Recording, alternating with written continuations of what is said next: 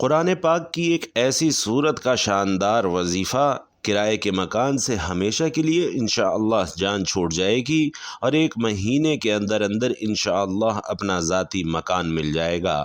شروع اللہ کے نام سے جو بڑا مہربان نہایت رحم کرنے والا ہے۔ ناظرین محترم، حدیث قدسی ہے کہ اللہ سبحانہ و تعالی ارشاد فرماتا ہے، میں اپنے بندوں سے وہی سلوک کرتا ہوں جیسا وہ میرے متعلق گمان کرتے ہیں۔ جب وہ میرا ذکر کرتا ہے تو اسے میری معیت حاصل ہوتی ہے، اگر وہ میرا ذکر اپنے دل میں کرے تو میں بھی اسے اسی طرح یاد کرتا ہوں، اور اگر وہ میرا ذکر کسی مجلس میں کرے تو میں اس کا ذکر اس سے بہتر مجلس یعنی فرشتوں کی جماعت میں کرتا ہوں۔ اگر وہ ایک بالشت میرے قریب آئے تو میں 1 ہاتھ اس کے قریب ہوتا ہوں، اگر وہ 1 ہاتھ میرے قریب آئے تو میں 2 ہاتھ اس کے قریب ہوتا ہوں، اگر وہ چل کر میری بارگاہ اقدس میں حاضر ہو تو میری رحمت دوڑ کر اس کی جانب متوجہ ہوتی ہے۔ ناظرین، حضرت علی رضی اللہ تعالی عنہ فرماتے ہیں کہ میں نے رسول علیہ الصلاۃ والسلام کے اصحاب کو دیکھا ہے، لیکن آج کوئی بھی ان کی مثل نظر نہیں آتا۔ صبح کے وقت ان کے رنگ پیلے، بال بکھرے اور گرد آلود ہوتے ہیں۔ رات بھر اللہ سبحانہ و تعالی کے حضور سجود و قیام میں مصروف رہتے ہیں، قرآن پاک کی تلاوت کرتے اور سجود و قیام سے راحت اور تسکین حاصل کرتے، اور علی الصبح ذکر الہی کرتے، اور اس طرح سے حرکت کرتے جیسے ہوا میں درخت حرکت کرتا ہے۔ ان کی آنکھوں سے اتنے آنسو رواں ہوتے کہ خدا کی قسم ان کے کپڑے تر ہو جاتے۔ ایک روایت میں ہے کہ بعض لوگ حضرت عمر بن خطاب رضی اللہ تعالی عنہ کی خدمت میں حاضر ہوئے اور شکایت کی کہ ہماری مسجد کے امام صاحب نماز سے فارغ ہونے کے بعد اشعار پڑھنے لگتے ہیں، تو آپ رضی اللہ تعالی عنہ نے فرمایا کہ وہ کون ہیں؟ عرض کی گئی کہ فلاں شخص ہیں، تو آپ رضی اللہ تعالی عنہ نے فرمایا کہ چلو اس کے پاس چلتے ہیں، کیونکہ اگر ہم نے اس کی جانب کوئی آدمی بھیجا تو وہ اس مسئلے کو سمجھ جائیں گے۔ تو حضرت عمر رضی اللہ تعالی عنہ کی ایک جماعت کے ساتھ مسجد میں اس آدمی کے پاس تشریف لے گئے۔ اس آدمی نے جب آپ رضی اللہ تعالی عنہ کو دیکھا تو فوراً کھڑے ہو کر آپ رضی اللہ تعالی عنہ کا استقبال کیا اور عرض کی کہ اے امیر المومنین، کس کام اور غرض کی وجہ سے آپ یہاں تشریف لائے ہیں؟ اگر آپ کو میرے ساتھ کچھ کام تھا تو ہمارا زیادہ حق بنتا ہے کہ ہم آپ رضی اللہ تعالی عنہ کی خدمت میں حاضر ہوں، اور اگر کوئی دین کا کام تھا تو پھر بھی نبی کریم صلی اللہ علیہ وسلم کے خلیفہ کی تعظیم ہمارے اوپر لازم ہے۔ آپ رضی اللہ تعالی عنہ نے فرمایا، اللہ تعالیٰ تم پر رحم فرمائے، تمہارے متعلق مجھے ایک قابل اعتراض بات پہنچی ہے۔ تو میں نے عرض کیا کہ اے امیر المومنین، وہ کیا بات ہے؟ تو آپ رضی اللہ تعالی عنہ نے فرمایا کہ کیا تم نماز کے بعد اشعار پڑھتے ہو؟ اس نے عرض کی، نہیں یا امیر المومنین، یہ تو نصیحت ہے جو میں اپنے نفس کو کرتا ہوں۔ آپ رضی اللہ تعالی عنہ نے فرمایا کہ ان اشعار کو پڑھو، اگر تو اچھا کلام ہوا تو میں بھی تمہارے ساتھ پڑھوں گا، لیکن اگر قبیح ہوا تو میں تمہیں روک دوں گا۔ اس نے اشعار پڑھے، میں اپنے دل کو جب بھی ہجر کے بارے میں جھڑکتا ہوں تو مجھے تنگ کرتا ہے، میں دیکھتا ہوں کہ وہ ہر وقت اپنی سرکشی میں غافل ہے، حتیٰ کہ اس نے مجھے پریشان کر دیا۔ اے برے ساتھی، یہ کیا بچنا ہے کہ اس طرح سے عمر کھیل کود میں ضائع ہو گئی، جوانی مجھ سے جدا ہو گئی اور کوچ کر گئی، قبل اس کے کہ میں اس سے کوئی حاجت پوری کر لیتا۔ اس کے بعد اب مجھے فنا کی امید ہے، بڑھاپے نے میرے مطلوب و مقصود کو مشکل کر دیا ہے۔ ہلاکت ہو میرے نفس کی کہ میں نے اسے کبھی نیکی کے کام میں اور نہ ہی ادب کے کام میں دیکھا ہے۔ اے نفس، نہ تو رہے اور نہ تیری خواہشات رہیں، اپنے مولا کا خیال رکھ، اس سے خوف کھا، اسی سے ڈر۔ ناظرین، یہ اشعار سن کر حضرت عمر فاروق رضی اللہ تعالی عنہ بھی یہ اشعار پڑھنے لگے اور فرمایا کہ جو شعر پڑھنا چاہے تو اسی قسم کے اشعار پڑھے۔ فرماتے ہیں کہ میں نے نبی کریم صلی اللہ علیہ وسلم کی خدمت اقدس میں حاضر ہوا اور عرض کی کہ یا رسول اللہ صلی اللہ علیہ وسلم، آپ کس بات پر میری بیعت لیتے ہیں؟ رسول خدا صلی اللہ علیہ وسلم نے ہاتھ پھیلایا اور فرمایا، تو گواہی دے کہ اللہ کے سوا کوئی معبود برحق نہیں، اس کا کوئی شریک نہیں، اور محمد صلی اللہ علیہ وسلم اس کے بندے اور رسول ہیں، اور 5 نمازوں کو ان کے صحیح اوقات میں پڑھنے زکوٰۃ مفروضے کو ادا کرنے، رمضان کے روزے رکھنے، حج بیت اللہ کرنے اور اللہ کی راہ میں جہاد کرنے کی بیعت لے۔ تو میں نے عرض کیا کہ یا رسول اللہ صلی اللہ علیہ وسلم، 2 باتوں کے علاوہ میں سب کو ادا کر سکتا ہوں، لیکن 2 چیزوں کی مجھ میں گنجائش نہیں۔ ایک زکوٰۃ کہ قسم باخدا میرے پاس 10 اونٹوں کے سوا کچھ نہیں، اور جہاد بھی میں نہیں کر سکتا کہ میں ایک بزدل آدمی ہوں، اور کہتے ہیں کہ جو میدان جنگ سے پیٹھ پھیر کر بھاگے وہ غضب خداوندی کا مستحق ہوتا ہے، اور مجھے یہ خوف ہے کہ جنگ شروع ہو جائے اور میں ڈر کر بھاگ جاؤں تو میں اللہ کے غضب کا مستحق ہو جاؤں گا۔ نبی کریم صلی اللہ علیہ وسلم نے میرا ہاتھ پکڑا اور حرکت دی اور فرمایا کہ اے بشیر، صدقہ اور جہاد نہ کر تو پھر جنت میں کیسے داخل ہوگے؟ میں نے عرض کی کہ ہاتھ بڑھائیے، میں بیعت کرتا ہوں۔ آپ نے ہاتھ بڑھایا تو میں نے آپ کے دست اقدس پر ان تمام چیزوں کی بیعت کر لی۔ حضرت جریر ابن عبداللہ رضی اللہ تعالی عنہ روایت کرتے ہیں کہ میں نے عرض کیا یا رسول اللہ صلی اللہ علیہ وسلم، مجھے بیعت کیجیے۔ آپ صلی اللہ علیہ وسلم نے فرمایا میں تجھے اس شرط پر بیعت کرتا ہوں کہ تو اللہ وحدہ لا شریک کی عبادت کرے، نماز قائم کرے، زکوٰۃ ادا کرے، مسلمانوں کو نصیحت کرے اور شرک سے برت کا اظہار کرے۔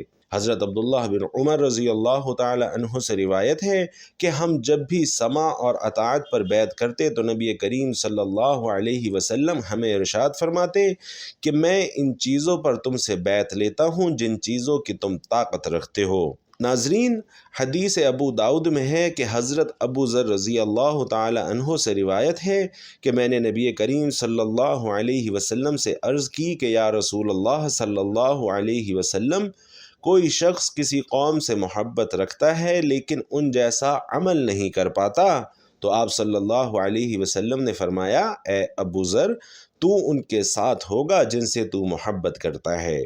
حضرت حنظلہ رضی اللہ تعالی عنہ سے روایت ہے کہ نبی کریم صلی اللہ علیہ وسلم نے فرمایا کہ مجھے حضرت ابو بکر صدیق رضی اللہ تعالی عنہ ملے تو انہوں نے فرمایا کہ حنظلہ، تمہارا کیا حال ہے؟ میں نے کہا کہ حنظلہ منافق ہو گیا، تو آپ نے فرمایا سبحان اللہ، یہ کیا کہہ رہے ہو؟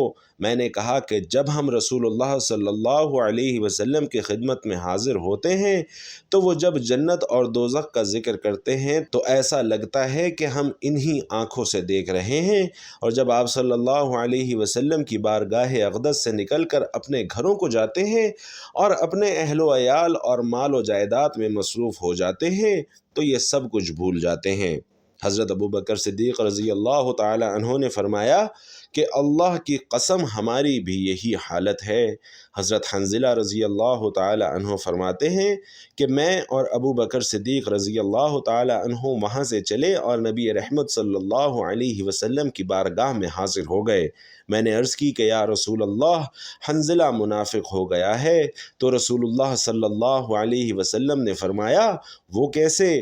تو میں نے عرض کی کہ یا رسول اللہ، جب ہم آپ کی بارگاہ اقدس میں حاضر ہوتے ہیں اور آپ ہمیں جنت اور دوزخ کی یاد دلاتے ہیں تو ایسا معلوم ہوتا ہے کہ ہم انہی آنکھوں سے دیکھ رہے ہیں، لیکن جب ہم اپنے گھروں کو جاتے ہیں اور اپنے اہل و عیال اور مال و دولت میں مشغول ہو جاتے ہیں تو یہ چیزیں بھول جاتے ہیں۔ تو رسول اللہ صلی اللہ علیہ وسلم نے ارشاد فرمایا کہ قسم ہے مجھے اس ذات کی جس کے قبضہ قدرت میں میری جان ہے، اگر تمہاری حالت ہمیشہ ایسی ہی رہے جیسا کہ میرے پاس اور محفل ذکر میں ہوتی ہے تو فرشتے آرام گاہوں اور راستوں میں تمہارے ساتھ مصافحہ کریں گے، لیکن اے حنظلہ، یہ گھڑی کبھی کبھی میسر آتی ہے۔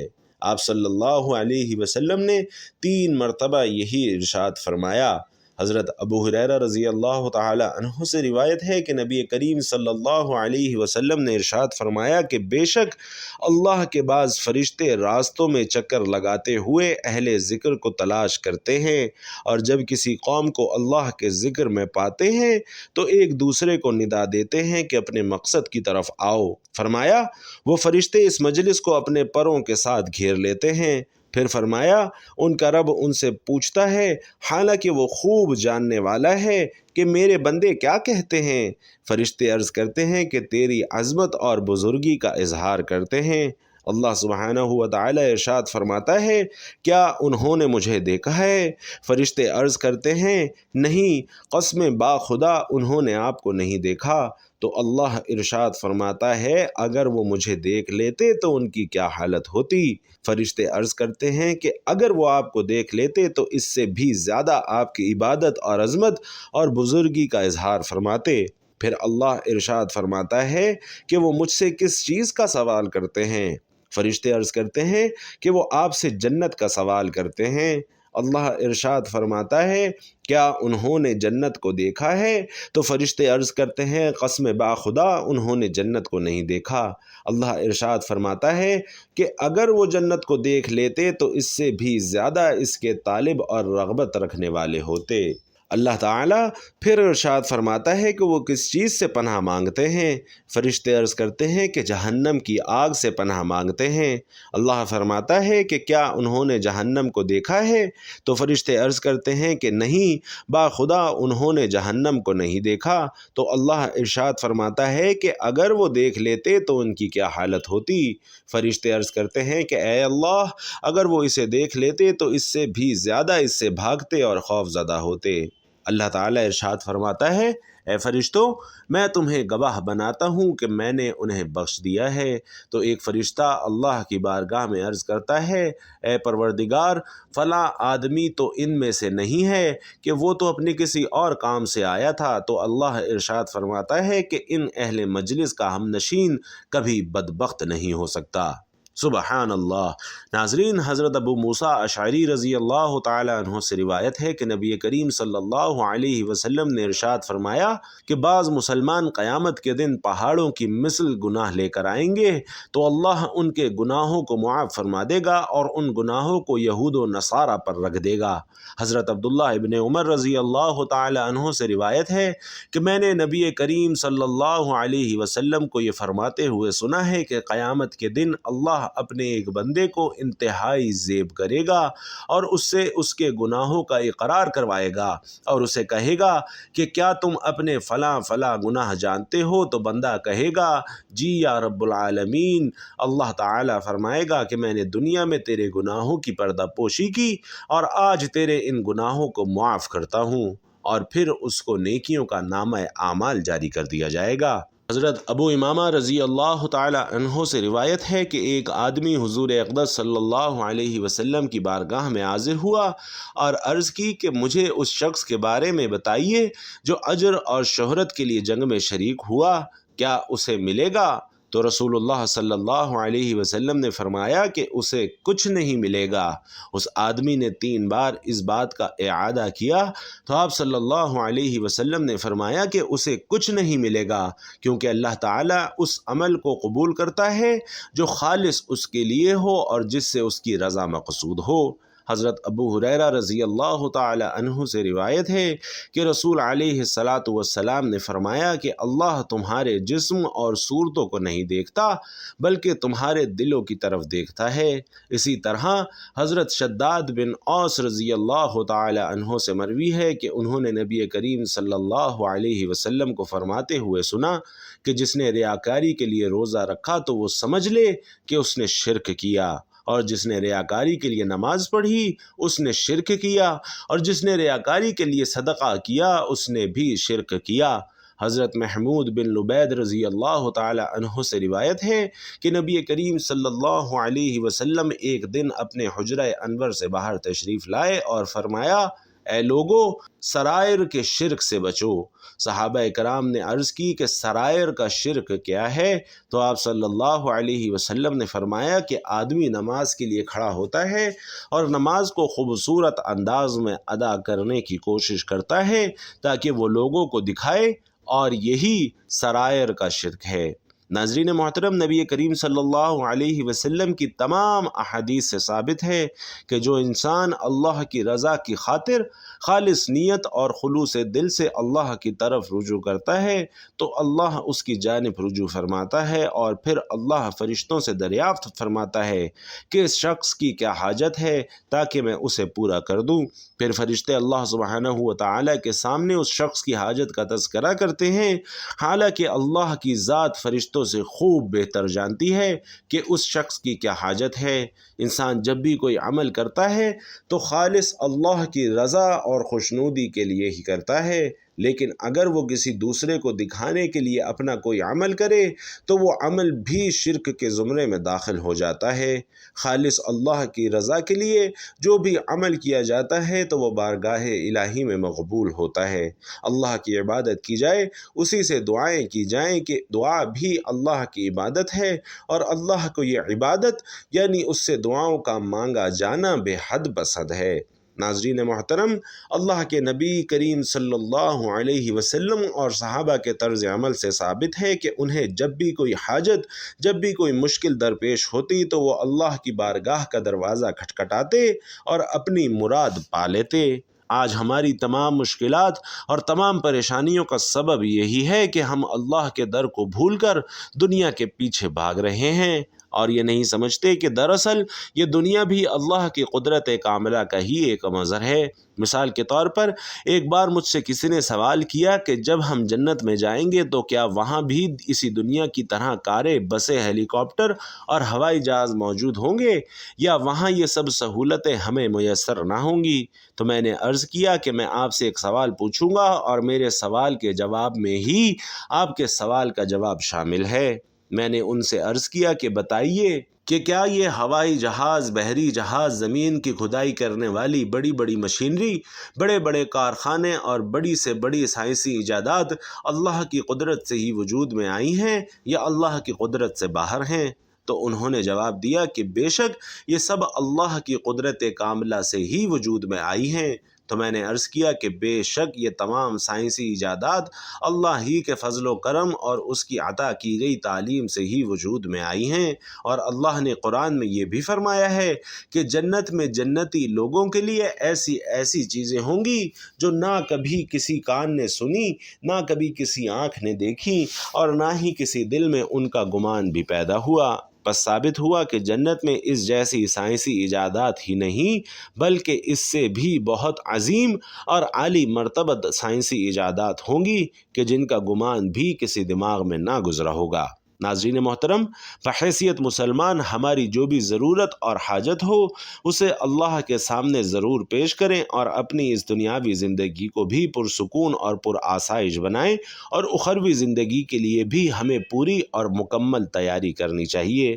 بھائیوں اور بہنوں، آج کا یہ عمل میرے ایسے بھائیوں اور ایسی بہنوں کے لیے ہے جو مدتوں سے کرایوں کے مکان میں زندگی گزارنے پر مجبور ہیں، اور جنہیں اپنے ذاتی گھر کی اشد ضرورت ہے، ان کی اشد خواہش ہے، جو یہ خواہش رکھتے ہیں کہ دن سے رات نہ ہو اور رات سے دن نہ ہو اور انہیں اپنا ذاتی مکان عطا ہو جائے۔ تو جو لوگ کرائے کے مکانوں میں کرائے دے دے کر تھک چکے ہوں اور جو چاہتے ہوں کہ اللہ جلد سے جلد انہیں ان کا ذاتی مکان عطا فرمائے، اور آج کا یہ وظیفہ ان لوگوں کے لیے بھی ہے جو عرصہ دراز سے کرائے کے مکان میں رہتے تھے، اب اپنے ذاتی مکان کی امید بھی کھو چکے ہیں، تو انہیں بتا دیں کہ آج کا وظیفہ انشاءاللہ اس قدر پر اثر اور پر تاثیر ہے کہ جو شخص بھی قرآن پاک کی یہ صورت بتائے گئے طریقے کے مطابق پڑھ لے گا تو انشاءاللہ اس کی اپنے ذاتی مکان کی مراد فوری پوری ہو جائے گی۔ ناظرین، یہ شیخ الوظائف کا بتایا ہوا وظیفہ ہے، 1 سے 2 ماہ کے اندر اندر انشاءاللہ وہ اپنے ذاتی مکان میں پہنچ جائے گا۔ ناظرین کرام، قرآن پاک کی ایک سورت سورۃ الاخلاص ہے جس کا درجہ اور فضیلت بہت بلند اور برتر ہے۔ یہ سورہ مبارکہ انسان کی بڑی سے بڑی حاجات پوری کرنے کی طاقت رکھتی ہے۔ ہمارے ایک محترم بھائی جنہوں نے سورۃ الاخلاص کا عمل کیا اور اپنا ذاتی مکان حاصل کیا، آئیے انہی کی زبانی عمل جانتے ہیں۔ پیارے بھائیوں، آج میں آپ کو اپنے ذاتی مکان کے لیے ایک وظیفہ بتاتا ہوں۔